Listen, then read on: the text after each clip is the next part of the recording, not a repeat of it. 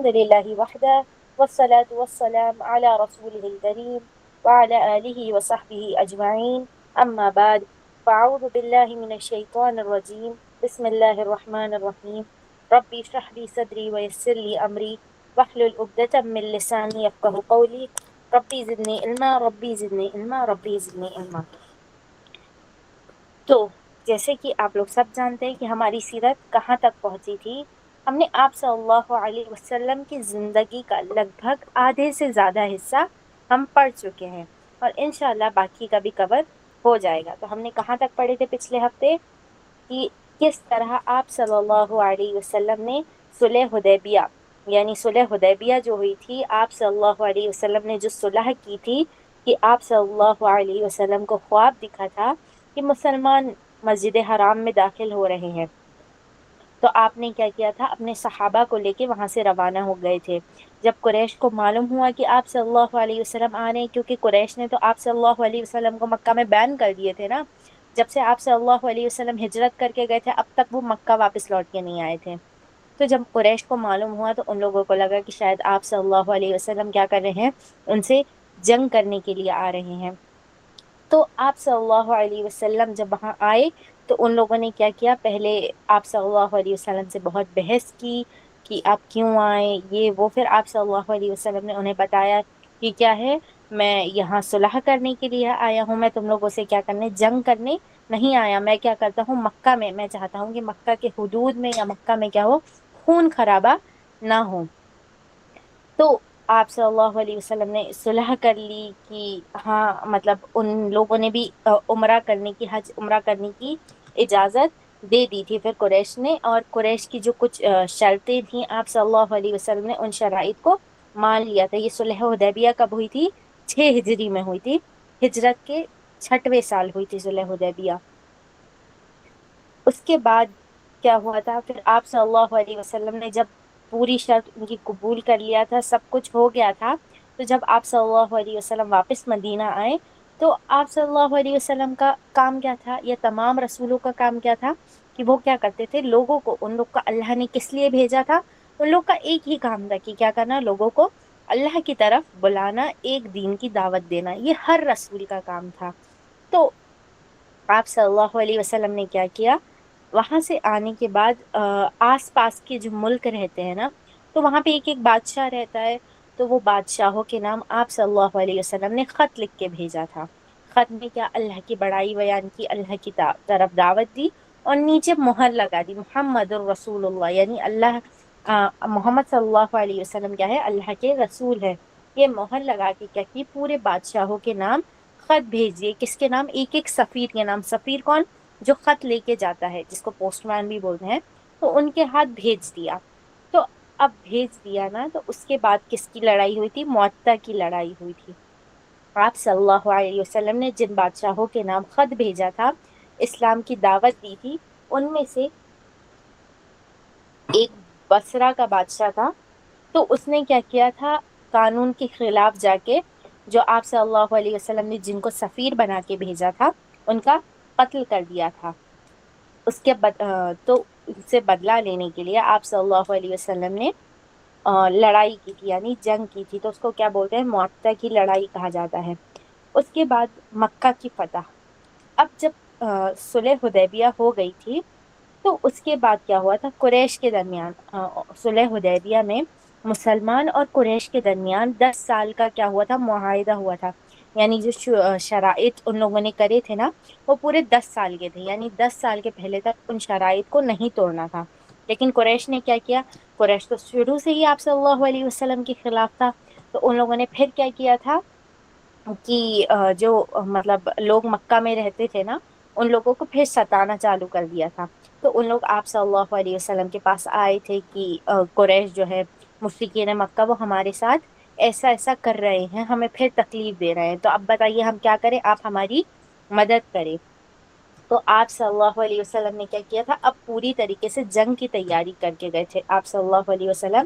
اور مکہ میں جا کے جنگ ہوئی تھی، تو آپ نے کیا کیا تھا، مکہ کو فتح کیا تھا. یعنی مشرکین مکہ سے آپ جیتے تھے. آپ صلی اللہ علیہ وسلم کی کوشش آخر تک یہی تھی، جنگ نہیں ہوئی لیکن پھر مشرکین مکہ نے کیا کیا تھا، پھر آپ صلی اللہ علیہ وسلم کو उकसा दिया था एकदम जंग करने के लिए। तो फिर क्या हुआ था कि जंग आप सल्लल्लाहु अलैहि वसल्लम जीत गए थे। और आखिर में क्या हुआ था, आपने माफ भी कर दिया था, जो मुशरिकीन मक्का थे उन लोगों को माफ कर दिया था। उसके बाद हुनैन की लड़ाई हुई थी। हुनैन की लड़ाई और मक्का कब फतह हुआ था, ये 8 हिजरी में हुआ था। सुलह हुदैबिया 6 हिजरी में हुई, और मक्का फतह जो हुआ था वो 8 हिजरी में हुआ था। उस उसके बाद हुनैन की लड़ाई। आप सल्लल्लाहु अलैहि वसल्लम को जब इत्तला मिली कि मक्का के जो मशहूर दो कबीले हैं, मशहूर जो कबीले हैं, उन लोग लड़ने के लिए जमा हो गए हैं। ये अरब के क्या थे, मशहूर बाशिंदे थे, यानी मशहूर मशहूर कबीले थे।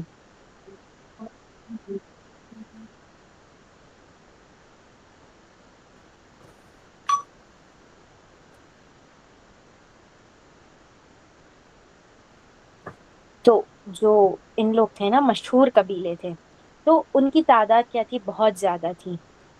तो साहबा ने भी क्या किया, पूरी तैयारी की और पूरी तरीके से जो है ना बहुत मेहनत की। और उस टाइम क्या था, हुनैन की लड़ाई जब हुई थी ना, जब मुसलमान लोग भी मक्का फतह होने के बाद काफी मुशरिकीन मक्का जो है ना इस्लाम कबूल कर लिए थे। यानी बहुत सारे लोग जो थे ना उन लोग इस्लाम कबूल कर लिए थे। तो अब मुसलमान के पास भी फौज ज्यादा थी, यानी वो दो कबीले थे, उनके साथ साथ मुसलमानों की भी तादाद ज्यादा थी। तो ये देख के क्या हुआ था, जो सहाबी लोग थे ना उनके दिल में थोड़ा गुरूर आ गया था कि हम ही जीतेंगे, अब हमारे पास इतनी तादाद है। तो अब जब उनके दिल में गुरूर आ गया ना, तो अल्लाह ताला को वो सहाबा लोग जो थे, अब सहाबा के दिल में गुरूर आ गया तो अल्लाह ताला को बिल्कुल पसंद नहीं आया। तो अल्लाह ने क्या किया, शुरू शुरू में जब लड़ाई चालू हुई ना, तो मुसलमानों को खूब शिकस्त हुई। यानी शुरू शुरू में आप सल्लल्लाहु अलैहि वसल्लम ने उन्हें बहुत हराने वो करा, मतलब कि नहीं, मतलब इन लोगों ने गुरूर किया था ना कि अब तो हम ही जीतेंगे। तो फिर आखिर में क्या हुआ था, अल्लाह ताला ने मुसलमानों की ही जीत की थी। और सहाबा के भी दिल से फिर गुरूर निकल गया था, उनको मतलब इल्म हो गया था कि किस तरीके से उन लोगों ने क्या किए हैं, अल्लाह को नाराज कर दिए गुरूर करके। तो देखिए आप लोग, गुरूर और तकब्बुर जो है ना वो बहुत बुरी चीज है। एक इंसान को कभी भी किसी भी चीज पे गुरूर नहीं करना चाहिए। अल्लाह ताला को सख्त नापसंद है कौन, तकब्बुर लोग। अल्लाह ताला कितने बार कुरान में फरमाता है कि इन्नल्लाह ला युहिब्बुल मुतकब्बिरीन, यानी अल्लाह ताला तकब्बुर करने वालों को नहीं पसंद करता, जो लोग अकड़ते हैं, जो लोग क्या करते हैं बहुत। और जो भी चीज हमारे पास है ना, हमें हर हाल में अल्लाह का शुक्र अदा करना चाहिए, ना कि हमें उन चीजों पर गुरूर करना चाहिए कि अरे हमारे पास इतनी, हमारे पास साइकिल है, हमारे पास खिलौने हैं बहुत ज्यादा। एक दूसरे से हमें कंपटीशन नहीं करना चाहिए कि अरे हमारे पास इतना है, हमारे पास इतना है। तो ये जो गुरूर है ना, ये बहुत बुरी चीज है। और यही साथ साथ ये याद रखिए कि अल्लाह ताला को ये चीज बिल्कुल नहीं पसंद। देखिए सहाबा ने थोड़ा सा बस दिल में उन्होंने ये लाया था कि हमारी तादाद ज्यादा है तो हम लोग जीत जाएंगे। तो अल्लाह ताला को सिर्फ इतनी चीज उनकी पसंद नहीं आई। तो अल्लाह ने किस तरीके से उनको क्या किया था, सिखाया था कि तकब्बुर जो है वो बहुत बुरी चीज है, और वो गुनाहों में से एक है, कबीरा गुनाहों में से एक है तकब्बुर। और ये जो मशहूर कबीले थे ना जिन्होंने लड़ाई की थी, ये ताइफ के वही कबीले थे जो आप सल्लल्लाहु अलैहि वसल्लम जब ताइफ में गए थे तो आप सल्लल्लाहु अलैहि वसल्लम को इन्होंने बहुत तकलीफ दी थी। क्या किया था, बहुत पत्थरों से मारा था, आप सल्लल्लाहु अलैहि वसल्लम लहू लुहान हो गए थे। तो ये ही कबीले थे उन लोग। तो उसके बाद लास्ट में क्या हुआ था, ये हुनैन की लड़ाई, तो इसमें भी फतह। देखिए आप सल्लल्लाहु अलैहि वसल्लम ने जितनी भी जंगें लड़ी ना, हर जंग आप सल्लल्लाहु अलैहि वसल्लम ही जीते। कोई भी जंग ऐसी नहीं थी जिसमें आप सल्लल्लाहु अलैहि वसल्लम हार गए, चाहे उनकी तादाद कम हो या ज्यादा थी। आप लोग देखेंगे बद्र की लड़ाई में भी आप सल्लल्लाहु अलैहि वसल्लम सिर्फ 313 थे। उसके बाद भी अल्लाह की मदद ऐसी आई रसूल पर कि वो 1000 के सामने भी क्या करे, जीत गए थे। यानी जितनी लड़ाई में, हर लड़ाई में आप सल्लल्लाहु अलैहि वसल्लम को जीत हुई थी। अब उसके बाद अ, इस लड़ाई के बाद आप सल्लल्लाहु अलैहि वसल्लम ने माले गनीमत को मुसलमानों में तकसीम कर दिया। अब माले गनीमत क्या होता है, माले गनीमत यानी जो पैसे या जो माल रहता है ना वो जंग में मिलता है। यानी जो काफिरीन जो लेके आते हैं घोड़े पैसे या जो कुछ भी लेके आते हैं ना, तो जंग, जब कोई जो कौम जंग जीतती है ना वो पूरा माले गनीमत उसको मिलता है। تو اس کو مال غنیمت ملتا ہے۔ تو اب ان لوگ مشرکین مکہ لوگ بھی بہت سارے ہتھیار، گھوڑے، اونٹ، یہ سب چیزیں لے کے آئے تھے۔ تو اب جو جنگ جیت گیا، یعنی مسلمان جنگ جیت گئے، تو ان کو پورا مال غنیمت مل گیا تھا۔ تو آپ صلی اللہ علیہ وسلم نے کیا کیا، جو پورا مال غنیمت تھا وہ مسلمانوں میں تقسیم کر دیا، مگر سب سے زیادہ ان لوگوں کو ملا جو مکہ میں تھے اور ابھی ابھی مسلمان ہوئے تھے۔ یعنی جو لوگ ابھی ابھی مسلمان ہوئے تھے اس کی حنین کی لڑائی کے بعد، تو آپ صلی اللہ علیہ وسلم نے زیادہ تر مال ان کو کر دیا۔ تو اس سے انصار جو ہے نا، ان کو تھوڑا برا لگ گیا تھا کہ ان میں سے بعض نوجوان نے کہا کہ آپ نے قریش کو انعام دیا اور ہمیں کچھ نہیں دیا۔ کسی نے کہا کہ مشکلوں میں ہم یاد آتے ہیں اور غنیمت مال دوسروں کا ملتا ہے۔ یعنی انصار کے کچھ صحابہ جو تھے، ان لوگوں کو برا لگا، کیونکہ آپ صلی اللہ علیہ وسلم نے جو ہے مال، جو دوسری قوم تھی یعنی مشرکین مکہ میں جو لوگ اسلام قبول کیے تھے نا، زیادہ مال ان کو دے دیے۔ تو ان لوگ کیا کہتے ہیں کہ مطلب ہم لوگ مشکلوں کے وقت یاد آتے ہیں، یہ وہ بول کے بہت باتیں بولے تھے ان لوگوں نے۔ تو آپ نے سنا تو آپ نے کیا کیا، انصاروں کو بلایا، انصار جو بول رہے تھے ان کو بلایا، چمڑے کا ایک خیمہ لگا دیا گیا۔ جب سب جمع ہو گئے تو آپ نے کیا کیا، ان سے پوچھا کہ کیا تم نے یہ باتیں کہیں؟ تو انہوں نے کہا کہ انہوں نے عرض کیا کہ صرف نوجوانوں نے ایسا کہا تھا، یعنی اس میں سے کچھ لوگوں نے ایسا کیا تھا۔ اس کے بعد آپ نے خطبہ دیا اور انصار سے فرمایا کہ کیا یہ سچ نہیں کہ تم لوگ گمراہ تھے؟ اللہ نے میری وجہ سے تم کو ہدایت دی۔ یعنی انصار لوگ جو تھے، مدینہ کے لوگ، ان لوگ پہلے کیا تھے، مسلمان نہیں تھے، ان لوگ آپ صلی اللہ علیہ وسلم کے جانے کے بعد مسلمان ہوئے۔ تو آپ وہی کہتے ہیں، تم ایک دوسرے کے دشمن تھے، میرے ذریعے تم میں اتفاق ہو گیا، تم غریب تھے، میرے بدولت اللہ نے تمہیں مالدار کر دیا۔ آپ نے فرمایا، آپ فرماتے جاتے تھے اور انصار ہر فکرے پر کہتا کہ اللہ اور اس کے رسول ہم پر سب سے زیادہ احسان ہے۔ مطلب آپ جب بولتے جاتے ہیں تو اب قریش کو، انصار لوگ جو تھے نا، ان کو برا لگتا ہے کہ ہم نے شاید غلط بول دیے ہیں۔ پھر آپ فرماتے ہیں کہ نہیں، تم لوگ یہ جواب دے سکتے تھے کہ اے محمد، ساری دنیا نے تم کو جھٹلایا، ہم نے تمہاری تصدیق کی، سب نے تجھ کو چھوڑ دیا مگر ہم نے پناہ دی، تو محتاج آیا تھا، ہم نے تیری مدد کی، تم یہ جواب دو، میں تمہاری ہر ایک بات کی تصدیق کروں گا۔ لیکن اے انصار، کیا تم کو یہ پسند نہیں کہ اور لوگ اونٹ اور بکریاں لے جائیں اور مطلب مجھے تم لوگ اپنے گھر لے جاؤ؟ تو یہ سن کر انصار بے اختیار چیخ اٹھے، یعنی بہت رونے لگے۔ یعنی آپ صلی اللہ علیہ وسلم کیا کہتے ہیں کہ تم لوگوں نے غلط بات کی، اگر تم لوگ صحیح بات کہتے، یعنی کیا کہتے اگر تم لوگ کہ ہم نے کیا کی، آپ کو جھٹلایا نہیں۔ جب آپ مکہ سے آئے تھے تو مکہ میں اکثر لوگوں نے آپ کو جھٹلا دیا، لیکن جب آپ صلی اللہ علیہ وسلم مدینہ آئے تو مدینہ والوں نے آپ صلی اللہ علیہ وسلم کی مدد کی، آپ کے ساتھ ایک دم اچھا والا سلوک کیا، آپ کو اپنے ساتھ رکھا، اور کیا کیا، ہم نے پناہ دی۔ یعنی آپ صلی اللہ علیہ وسلم جب مدینہ آئے تھے تو آپ کے پاس رہنے کے لیے کچھ نہیں تھا، تو انصار نے آپ صلی اللہ علیہ وسلم کے اور صحابہ کی مدد کی، ان کو رہنے کے لیے گھر دیا اور آپ کی ہر بات کی تصدیق کی۔ تو وہ لوگ کیا کہتے ہیں کہ اگر آپ صلی اللہ علیہ وسلم کہتے ہیں کہ اگر آپ یہ بات کہتے تو میں مانتا، میں ہر ایک چیز تم لوگ کی صحیح مانتا، لیکن تم لوگ کو کیا یہ پسند نہیں کہ تم لوگ یہ اونٹ اور بکریوں لے جاؤ، اس کے بدلے تم لوگوں نے مجھ کو لے جاؤ، کیا تمہارے لیے زیادہ بہتر ہے؟ تو قریش کو بہت، انصار لوگ جو تھے ان لوگ بہت روئے اور آپ صلی اللہ علیہ وسلم سے آخری میں معافی مانگی تھی۔ اس میں ہمیں ایک چیز پتہ چلتی ہے، دیکھیے کہ ایک حاکم جو رہتا ہے نا، یعنی جو ایک فیصلہ کرنے والا رہتا ہے، وہ اس کو کس طریقے سے، اگر آپ صلی اللہ علیہ وسلم، یہ چیز ہمیں پڑتی ہے، پتہ چلتی ہے کبھی بھی سنی سنائی باتوں پہ انسان کو عمل نہیں کرنا چاہیے۔ آج اتنے سارے لوگ، اکثر لوگ ایسا ہوتا ہے دور حاضر میں کہ ہم جو بھی سنتے ہیں ہم فوراً وہ چیز مان لیتے ہیں، ہاں ایسا ہے تو ہے۔ لیکن آپ صلی اللہ علیہ وسلم نے جب پتا چلا آپ کو، تو آپ نے کیا کیا، فوراً جا کے انصار کو نہیں ڈانٹا، پہلے ان سے پوچھا کہ کیا تم نے یہ کہا تھا کہ نہیں کہا تھا؟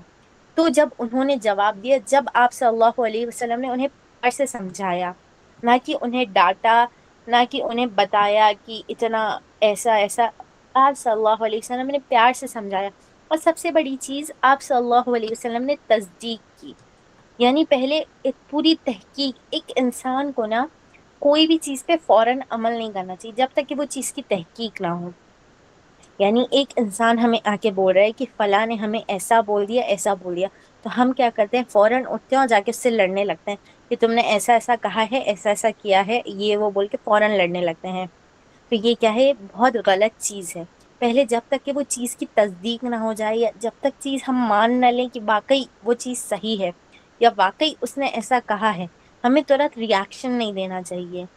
یہ سب سے بڑی چیز ہے، انسان کو مطلب خود پہ کنٹرول، جب تک کہ انسان خود پہ کنٹرول نہیں کرے گا، ایک نرم مزاجی، اس کو کہا جاتا ہے کہ اخلاق، یہاں آپ صلی اللہ علیہ وسلم کے ہمیں اخلاق پتہ چلتے ہیں کہ آپ کے کتنے بہترین اخلاق تھے۔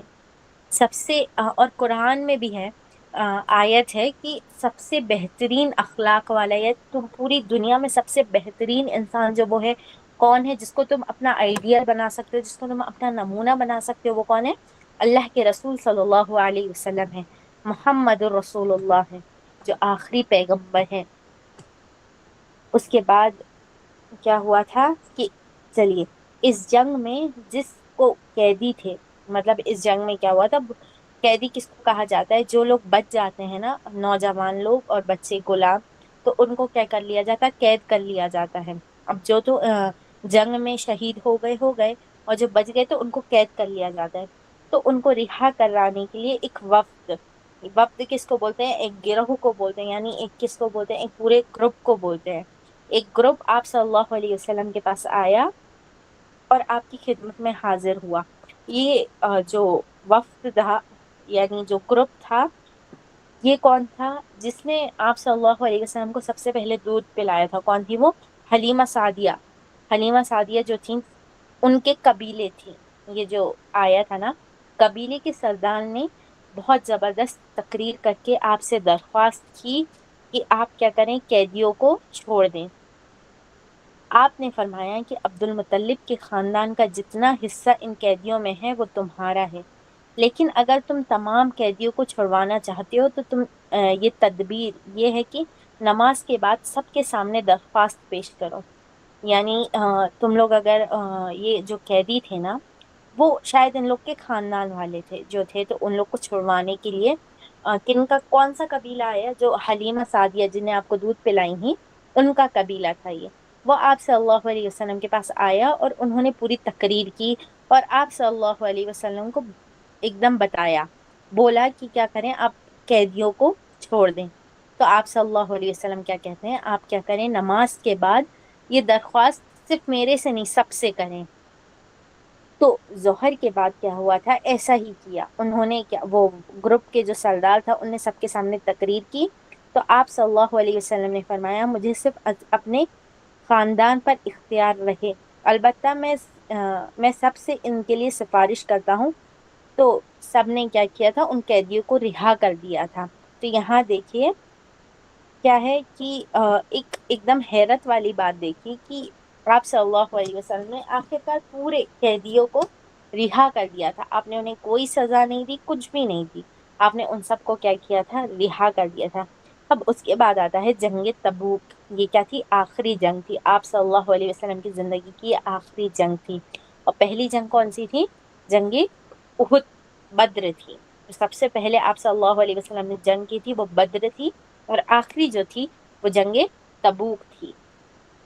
مدینہ میں یہ خبر مشہور ہوئی کہ روم جو ہے ایک شہر ہے، تو وہاں کے لوگوں کو رومیو کہا جاتا ہے۔ تو رومیو نے شام میں بہت بڑا لشکر جمع کیا ہے، اور فوج میں سال بھر کی تنخواہ بھی تقسیم کر دی ہے، مسلمانوں سے بدلہ لے۔ یہ مطلب ان لوگوں نے بہت بڑی فوج تیار کی ہے، ان لوگوں نے ہر طریقے سے اپنے مال سے، ہر چیز سے کیا کیا ہے، پوری تیاری کر کے رکھے ان لوگوں نے جنگ کی۔ یہ بات خبر آئی تھی مسلمانوں تک، تو مسلمانوں نے بدلہ لینے کے لیے ان لوگوں نے یہ کیا تھا۔ یہ سن کر مسلمانوں کو بڑی فکر ہوئی، تو آپ صلی اللہ علیہ وسلم نے بھی تیاری شروع کر دی۔ گرمی کا ایک دم گرمی کا کیا تھا، گرمی کا موسم تھا، تو گرمی کی شدت اور دور کا سفر تھا، یعنی شام جو ہے وہ مکہ سے، مدینہ سے بہت دور ہے. تو اور دوسرا دور کا سفر تھا. اکثر لوگوں نے گھر سے نکلنا پسند نہ کیا. یعنی جو اکثر لوگوں تھے ان لوگوں نے کیا کیا، اتنے دھوپ میں نکلنے سے منع کر دیا.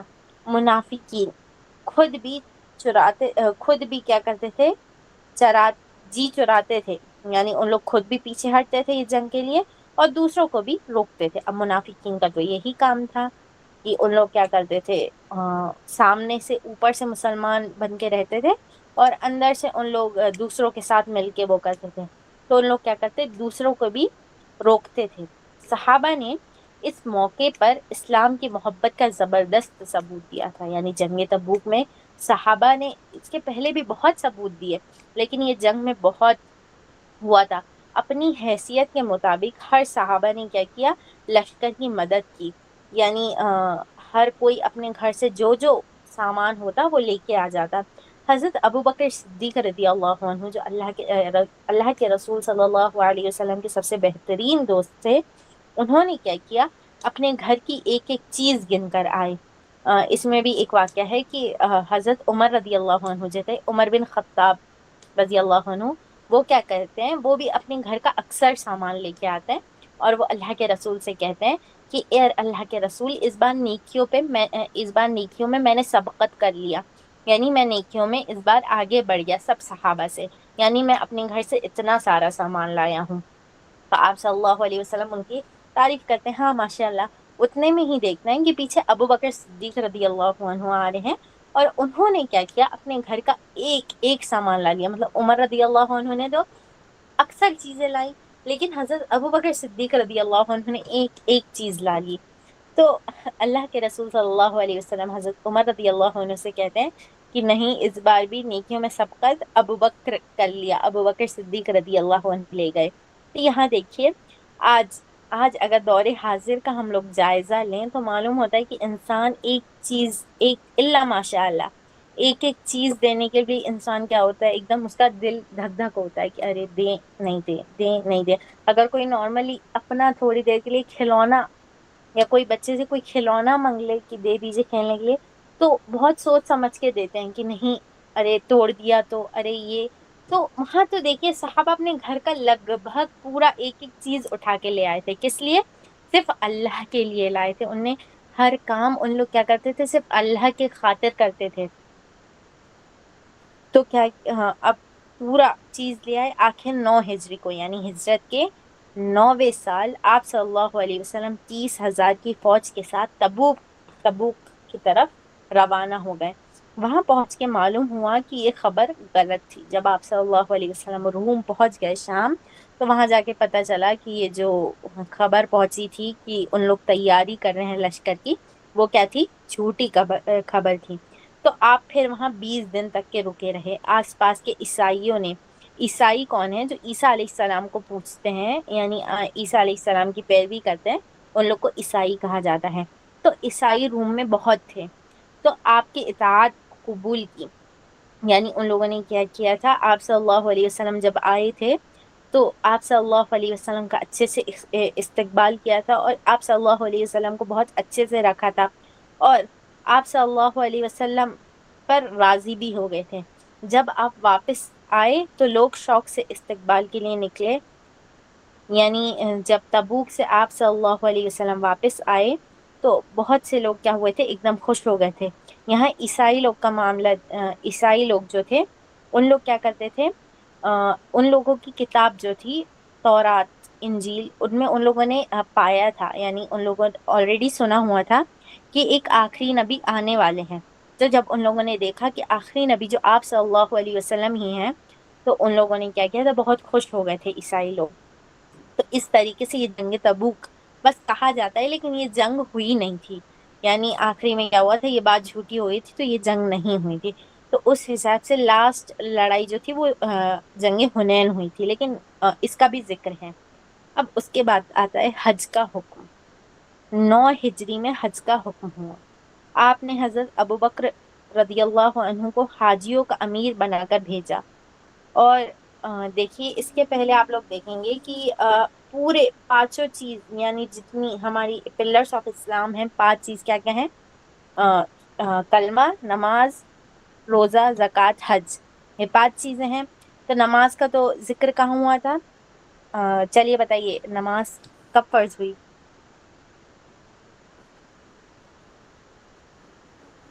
نماز کب فرض ہوئی تھی؟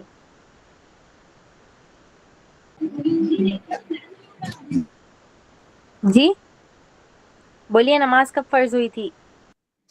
9 ہجری کو. نہیں، نماز 9 ہجری کو فرض نہیں ہوئی. جب ہمارے نبی صلی اللہ علیہ وسلم معراج کو ہمارے نبی جب معراج پہ گئے تھے. جی جی جی جی، ماشاء اللہ، بارک اللہ. جب آپ صلی اللہ علیہ وسلم معراج کے وقت گئے تھے اس ٹائم پہ نماز فرض ہوئی تھی. یہ ہجرت کے پہلے ہی نماز جو تھی، نماز اور کلمہ، یہ 2 چیز جو ہے ہجرت کے پہلے ہی فرض ہو گیا تھا. اب اس کے بعد کیا آتا ہے؟ اذان اور زکوٰۃ کب فرض ہوئی؟ اذان اور زکوٰۃ کب فرض ہوئی؟ جی کب فرض ہوئی اذان اور زکوٰۃ؟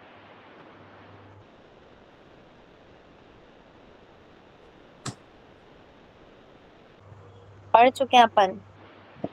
اذان اور زکوٰۃ کب فرض ہوا؟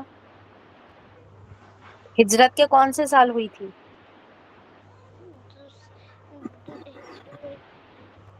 چلیے، ہجرت کے دوسرے سال ہوئی تھی فرض. کب؟ 2 ہجری کو زکوٰۃ اور اذان، یہ دونوں چیز کیا ہوئی تھی؟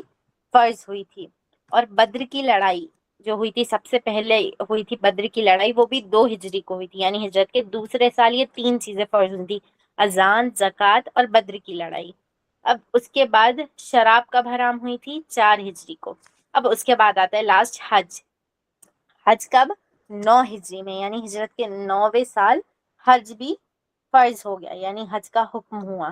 آپ نے حضرت ابوبکر صدیق رضی اللہ عنہ کو حاجیوں کا امیر بنا کر بھیجا اور 300 صحابہ ان کے ساتھ روانہ ہوئے. بعد میں حضرت علی بھی ان کے ساتھ مل گئے. وہاں جا کر ان لوگوں نے اعلان کیا کہ اب آئندہ جو ہے کوئی بھی مشرک بیت اللہ، یعنی بیت اللہ جو کعبہ ہے، اس کے پاس کوئی بھی مشرک اندر نہیں آئے گا. اور نہ ہی مشرک لوگ جو کیا تھے، وہ پہلے ننگے بدن جو ہے طواف کرتے تھے کعبہ کا. تو یہ چیز بھی مسلمانوں نے بیان کر دی کہ طواف نہیں کرے گا کوئی بھی مشرک، وہاں آئے گا ہی نہیں کعبہ کے پاس. تو حج کب فرض ہوا تھا؟ 9 ہجری کو حج فرض ہوا تھا، یاد رکھیے گا. اس کے بعد حجۃ الوداع آتا ہے. تمام عرب پر مسلمانوں کا قبضہ ہو گیا تھا، یعنی اب جنگیں ختم ہو گئیں. آپ صلی اللہ علیہ وسلم جو کام کے لیے آئے تھے وہ لگ بھگ مکمل ہو گیا تھا. یعنی اسلام کی دعوت ہر طریقے سے پہنچ گئی تھی، ہر طرف پہنچ گئی تھی. اسی طریقے سے کیا ہوا تھا؟ مکہ بھی فتح ہو گیا تھا. یعنی پہلے تو مکہ آپ کے پاس نہیں تھا، لیکن اس کے بعد مکہ بھی آپ صلی اللہ علیہ وسلم کے اس میں آ گیا، مطلب مسلمانوں کے قبضے میں آ گیا. اور مدینہ بھی، جو مشرکین مکہ تھے ان لوگ فائنلی ہٹ گئے تھے. تو کیا ہوا تھا؟ تمام عرب پر اب مسلمانوں کا قبضہ تھا اور آپ صلی اللہ علیہ وسلم کی حکومت تھی. اب حج کا بھی حکم فرض ہو گیا. تو اس طریقے سے کیا ہوا تھا؟ آخر میں حج کا حکم فرض ہوا. اس کے بعد تمام عرب پر مسلمانوں کا قبضہ تھا اور وہاں رہنے والے بھی مسلمان ہی تھے. وہاں اب مشرکین مکہ نہیں بچے تھے. اور اب تک بھی الحمدللہ، جب سے اب تک بھی کوئی مشرکین مکہ اب عرب میں نہیں ہے، صرف مسلمان ہی ہیں عرب میں. اس لیے اکثر سعودی عرب کو مسلم کنٹری کہا جاتا ہے. انشاءاللہ آگے کا کل پڑھیں گے. اللہ تعالیٰ سے دعا ہے کہ اللہ تعالیٰ ہم لوگ جو بھی چیزیں سنتے ہیں ہمیں ان چیزوں پر عمل کرنے کی توفیق عطا فرمائے. آمین. وآخر دعوانا ان الحمد للہ رب العالمین. والسلام علیکم ورحمۃ اللہ وبرکاتہ.